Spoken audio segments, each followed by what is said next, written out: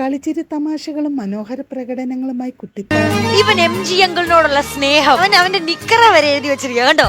MG ഓട് വന്നു, car വന്നു, യൂണിവേഴ്സിറ്റി അങ്കിൾ ഒരു സംഭവം.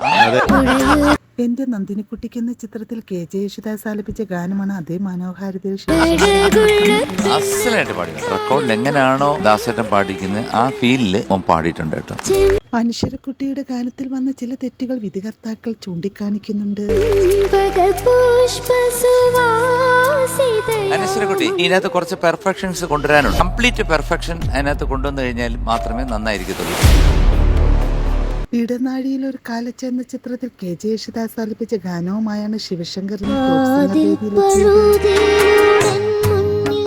അണ്ണ മനോഹരമായിട്ട് പാടി കേട്ടോ.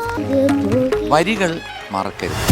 കാലൊച്ച കേട്ടു എന്നുള്ളത് ശ്വാസം കിട്ടാണ്ട് പോയി. നമ്മൾ കുറച്ചുകൂടെ സീരിയസ് ആണ്. ഇൻഡിപെൻഡൻസ് എന്ന ചിത്രത്തിലെ ഗാനവുമായാണ് ഇഷൽ ഇന്ന് ടോപ്പ് സിംഗർ വേദിയിലെത്തിയത്.